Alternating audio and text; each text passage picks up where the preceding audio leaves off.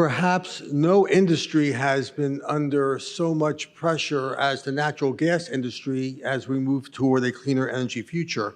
What was once, a few years ago, thought to be the bridge fuel is now been under increasing attack, with municipalities throughout the nation calling for gas moratoriums, pipelines being put under public assault.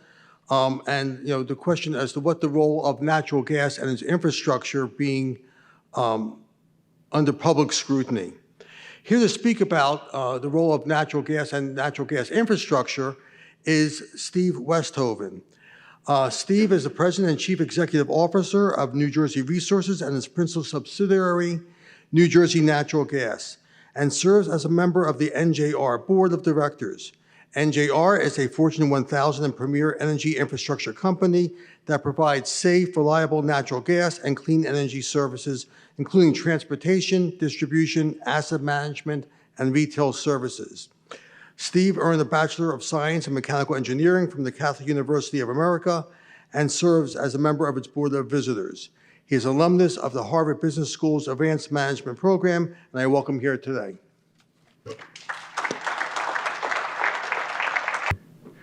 All right, thanks, Ray. It's great to be here today, and I also want to thank Michelle Sikirka and her team for hosting us at today's event. I think today's conversation are very important, and it's important to get policymakers and business leaders together to talk about these issues. So thank you for that. So before we get started, let's talk a little bit about the background of New Jersey Resources. So we're a premier energy infrastructure company. We're headquartered in Wall Township in Monmouth County, not too far from here, and we've got about 1,200 employees. We've got operations in 5 states, and we've got 5 main subsidiaries. The 2 largest are New Jersey Natural Gas and our NJR Clean Energy subsidiary. Our NJR Clean Energy subsidiary is the largest owner-operator of solar assets in New Jersey. We've got installations in all the counties in New Jersey. New Jersey Natural Gas serves about 560,000 customers in Monmouth and Ocean counties. We also serve parts of Morris and Middlesex and Burlington counties as well. And we're keeping houses warm in business operating. New Jersey Natural Gas operates a pipeline network of over 7,500 miles of transmission and distribution infrastructure. And we use that to deliver that energy safely and reliable. In the past 10 years, the gas companies invested over $2 billion in the safety and reliability and the environmental profile of our system. And environmental profile is a fancy way of basically saying that we've reduced the leaks on our pipeline. And in fact, our natural gas delivery system is the most environmentally sound in the state, as measured by leaks per mile. These investments have reduced emissions by more than 900 metric tons since 2015 and helped us reduce operational emissions in New Jersey by more than 50% from 2006 levels. And that's in line with the state's goal of an 80% reduction of 2006 levels by 2050. So today, I'm here to talk about what role natural gas infrastructure like ours is going to play in the clean energy economy, and how it's going to help us reach the state's 2050 emissions reduction goals. So let's start and answer that question. By the year 2050, we believe New Jersey Natural Gas will be able to serve its customers with a carbon-neutral fuel supply. And to accomplish this, the home heating infrastructure that you know today for the delivery of natural gas will transition to carbon-neutral and zero-emission fuels like renewable natural gas and hydrogen. In doing so, we're going to help New Jersey meet its climate goals. And we'll do so more quickly, we'll do so more affordably, and with greater reliability than other approaches. We're going to do it in a way that complements the state's renewable energy ambitions. And we say this because we firmly believe that the research reveals some simple, powerful facts about the energy transition over the next 30 years. Natural gas infrastructure in New Jersey and in the US as a whole has already been built, paid for, and it's in service. And it's highly reliable. And with appropriate upgrades, like replacing cast iron pipe with modern plastic, it's highly compatible with zero carbon fuels. Those include those created from renewable resources like wind and solar. And using this vast energy delivery network is an asset in the clean energy transition and will improve New Jersey's energy resiliency and reliability. And importantly, it avoids the cost of a massive build-out of new infrastructure. And it's going to allow New Jersey to benefit from the surge of innovation and competition happening today around low-carbon fuels. We also know this is a realistic view of how our system will be used in the future to achieve clean energy future, because New Jersey Natural Gas has already begun doing it. As I speak today over in Howell Township in Monmouth County, New Jersey Natural Gas' very own green hydrogen production facility is producing carbon-free hydrogen from renewable energy. That hydrogen is being blended with natural gas in our distribution pipeline and delivered to our customers, lowering emissions for the energy that we deliver. Low and zero carbon fuels are being deployed today in real-world applications, including right here in our own backyard. I'll talk a little bit more about the importance of this project later in my remarks. But before we get to that and to the broader topic of how our infrastructure will be used in the clean energy future, I think it's important to start with the question of why this makes sense to do so. Let's begin with how families and businesses in New Jersey get the energy they rely on. For the last decade or longer, our state has been transitioning to cleaner and cleaner forms of energy. New Jersey has been a leader in this journey by making a policy decision to act on climate change, which is a credit to the leadership in the state, including many people in this room. Through the policy choice, we rapidly displaced dirtier forms of energy, like coal and oil, with natural gas as a cleaner alternative for both power generation and heating needs. As a result, New Jersey's emissions are about 20% lower today than they were 15 years ago.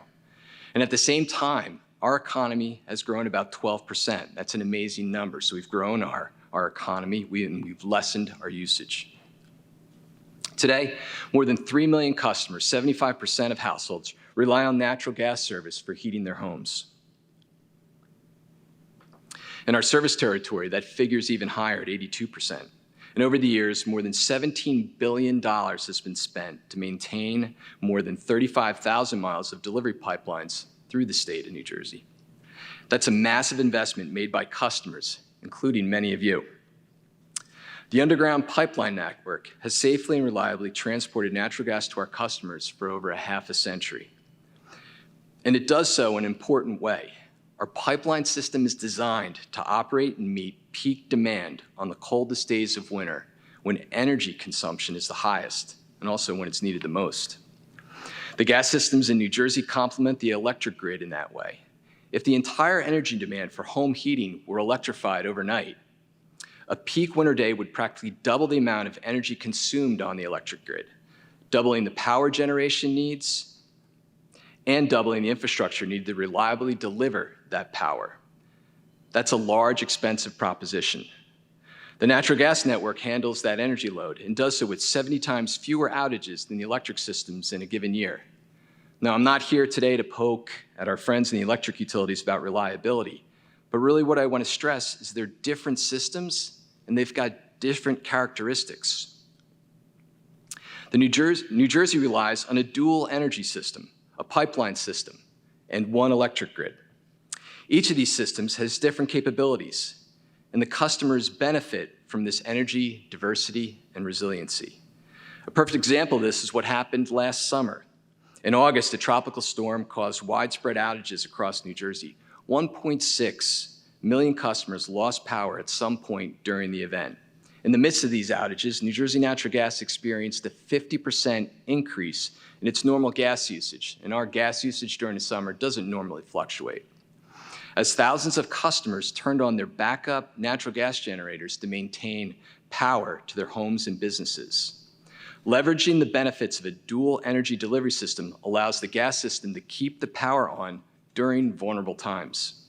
So taking a step back, what we have is an already built underground pipeline network with extremely high customer penetration.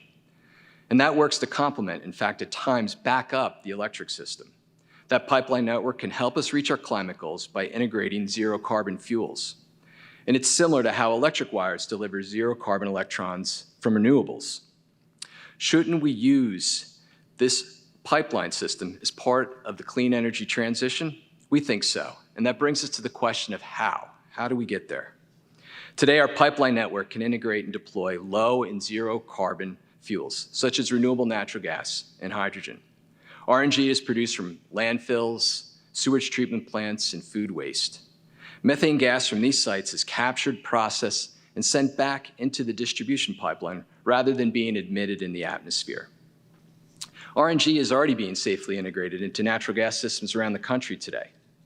And carbon-free hydrogen, known as green hydrogen, is made through the process powered by renewables, solar and wind. Hydrogen can safely be injected into our pipeline network and blended with natural gas to lower greenhouse gas emissions. And both of these fuel innovations have the potential to provide significant amounts of energy that can be delivered on the existing system like ours. Driving lower emissions without a massive costly build-out of new infrastructure. So why is this important for New Jersey? Our state has considerable renewable generation goals for solar and wind. And the intermittency of these energy sources is an issue that needs to be addressed.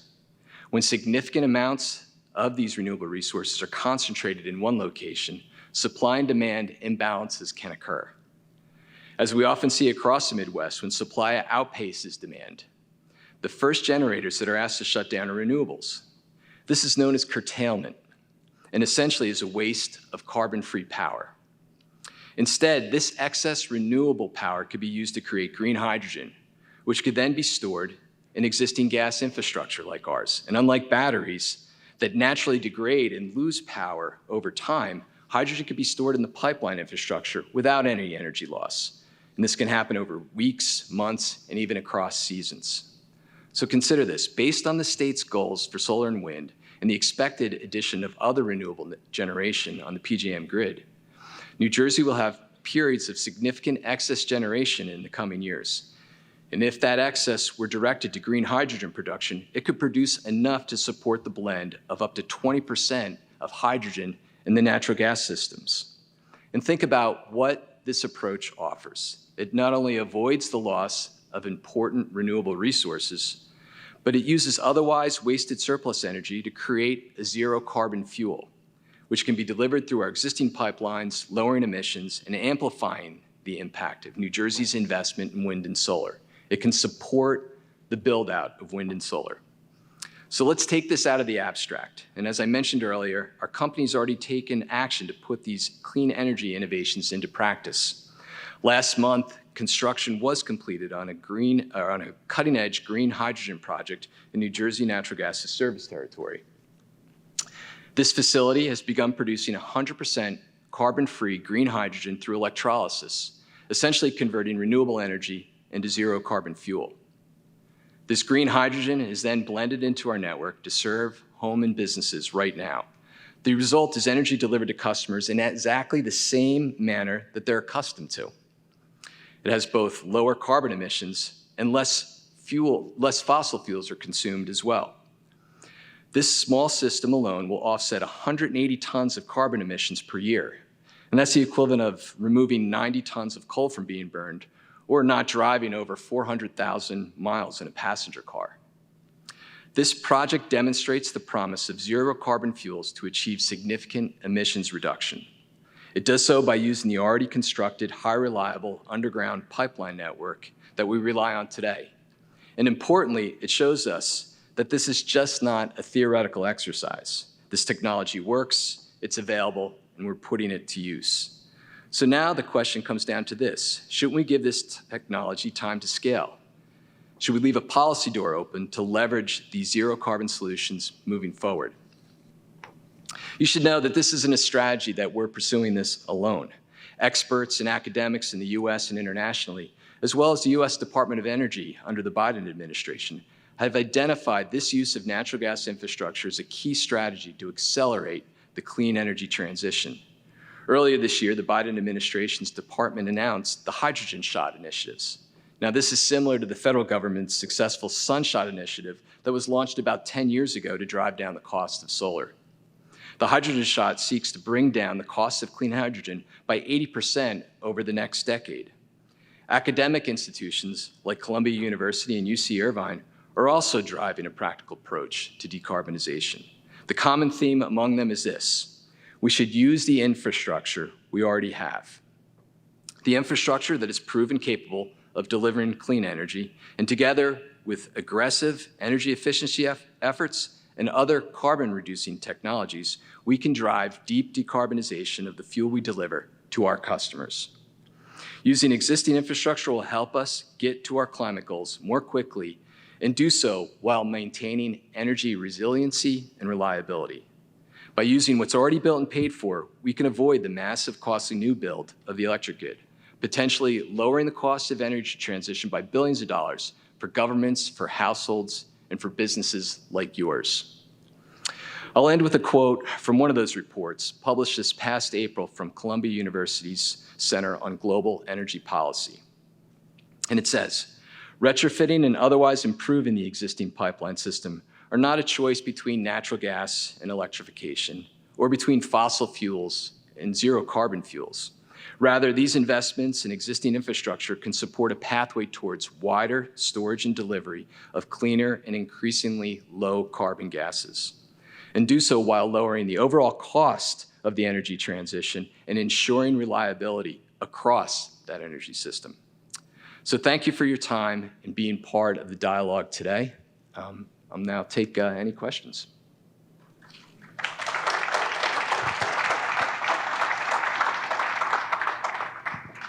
Thank you, Steve. Before I ask any questions, we'll go to the audience. Yeah, Trump, you're right. Well, wait for the microphone, please. It's coming. That was a great presentation. Thank you very much. I'm actually a hydrogen kook. And But by the way, your name and who you work for. Sal Salvato. I'm with the New Jersey Gasoline Convenience Store and Automotive Association. You mentioned something about mixing the hydrogen with the natural gas. I never heard about that and all the things that I've been studying about hydrogen. Is that to actually use it as in a combustible form? Yes. So not a new technology, and it's being done. In fact, if you go to Hawaii, they already blend about 12% of hydrogen in their system currently. Certain parts of Europe, I think England is as high as about 20%, and it burns very similar to natural gas. So common practice, and we've got a small percentage of it being blended in our system right now, and I'm sure some house in probably Wall Township or someone in that area is burning hydrogen as we speak. Sure.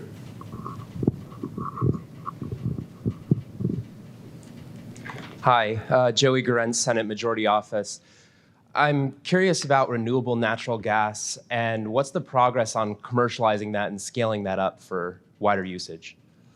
That's been quite a big focus, and the whole industry has been looking at renewable natural gas, and certainly looking at renewable natural gas that comes off of landfills, those that come off of sewage treatment plants, and certainly looking at food digesters as well. So there's been a big push in the industry and a lot of capital investment chasing it.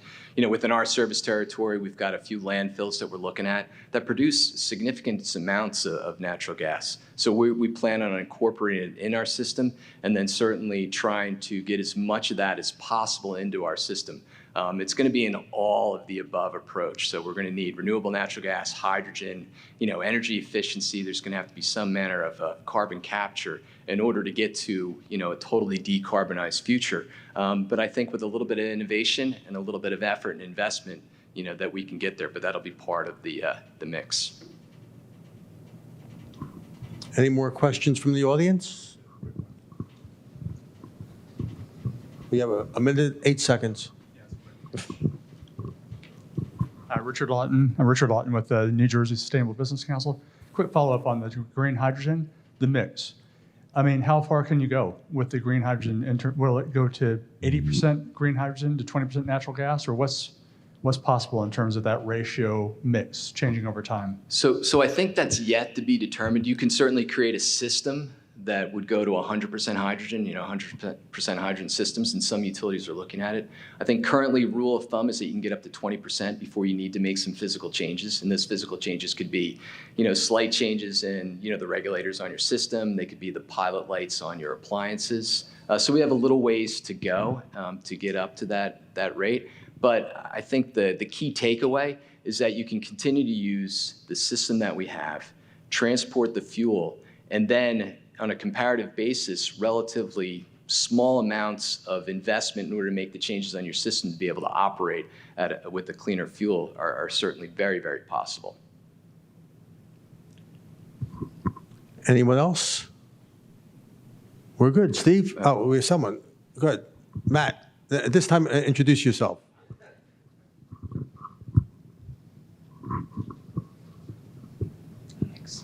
Hi, Matt Peterson, also Senate Majority Office.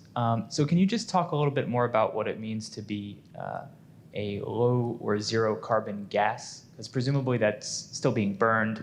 There's something still going up in the atmosphere. So if you could just expand on that a little bit. So, let's look at hydrogen by itself, right? H2O, it separates out through electrolysis the hydrogen from the oxygen molecule. When the hydrogen burns, it's combined with oxygen, there's really no emissions from that. So that would be the zero carbon gas. When you look at renewable natural gas, that's just naturally occurring methane in the environment from landfills, sewage treatment plants, food digesters. It's much better to essentially consume or burn that methane than it is to vent it. Methane, as you know, is a pretty potent greenhouse gas. So much better alternative for use of that gas as well. So, I think that when we talk about a lower carbon, putting all those things together, makes the carbon footprint decline for the fuel that we're delivering.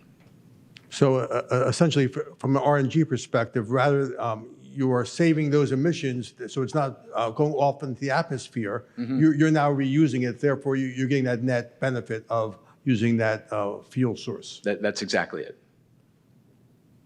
Hey, Steve, thank you for coming here today. Extremely All right, thank interesting. you. Yeah, thank you. Thanks for all the questions.